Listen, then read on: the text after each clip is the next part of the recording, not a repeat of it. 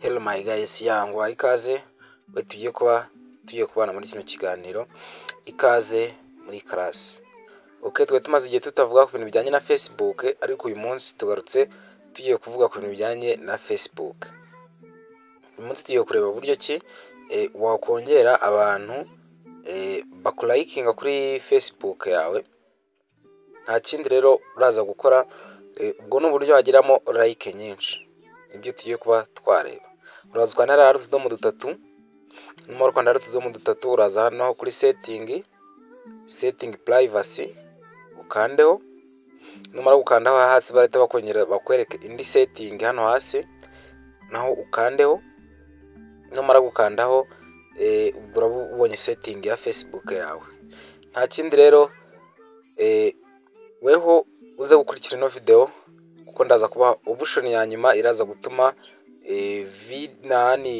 ifoto yawe uba wapostinze izajya igira like nyinshi. Nta kindi rero, hano urabona ko ngo ni audience and visibility. Ni abantu nyine bagenewe kureba ino ntuza yawe, no mwirondoro wawe cyangwa ino foto bashyizeho. Niho bwa mbere uraza ukanda hano handitse ngo how people find and contact. Noneho then urabona ahangaha ngo how can send your friend request. Then urahita ushyira hano hejuru, ushyire everyone. Aha mbere ushyire everyone kari ukavivure. Numara ukavivura hano hasi rahitazaho ahandi handitse ngo how can see your friend list. Naho ushyireho public. Ushyiraho public. Umara gushyiraho public, umanuke hano hasi. Ibyo agari byacu ahangaha na hano uze ukavivure ngo do you want search engine outside of Facebook link your profile. Nako kavivure kabe on. Urabona hano ho ngo people aha ibyo ni bijyanye na email yawe, ariko naho ushyire possible. Okay, hano kano kavivure weho ndaza kugwa option iraza gutuma ugira like nyinshi ku musozo wa kino kiganiro. Okay, ahangaha katurebe ahandi ahangombwa hakenewe. Okay, reka dukomeze turebe ibindi biraza kuduhesha like nyinshi kuri account yacu ya Facebook. Urabona turajyana handitse post, then aha noneho urumva bino nibijyanye na post tuba twashyizeho. Okay, tuze dukande hano hambere, then naho tugire public. Ahari friends turagira public. Okay, turagira public kugira ngo umuntu hore wese ajya abasha kuba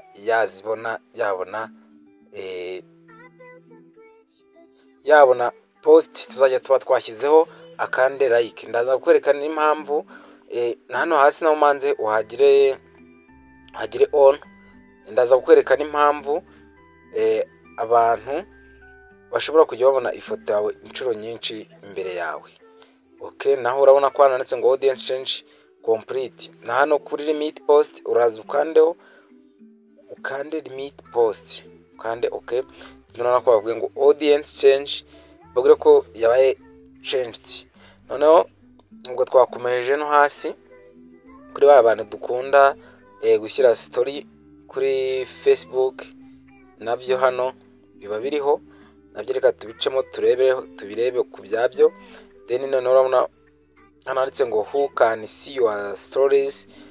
Then naho uragira public. Naho hari public. Utuntu natwo utuvivure utugire on. Okay, ndakeka bino byo biragaragaye. Ibi ngibi ubigire allow, ubyemerere.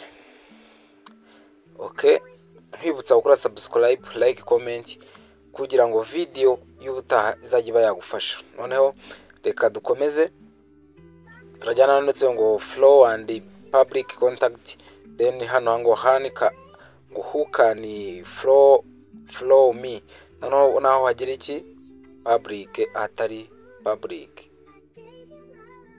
Reka dukomeze. Urabona izi zose ni setting twatiye tuzicamo.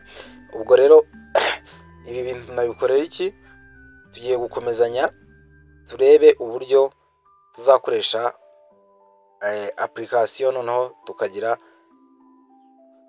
icyo bita tukagira icyo bita like nyinshi. Noneho ngo profile recommendation, no tugiye ikindi tuzareberaho ni ibya recommendation ya Facebook. Recommendation ndakeka bamwe turayizi, cyangwa suggest, kuri baha umuntu ifoto yawe akaba yabasha kuyikoreraho like, nyine kuba yajya yibona imbere yawe, yayibona ifoto yawe positinze ijya ku screen menshi umuntu ufite Facebook.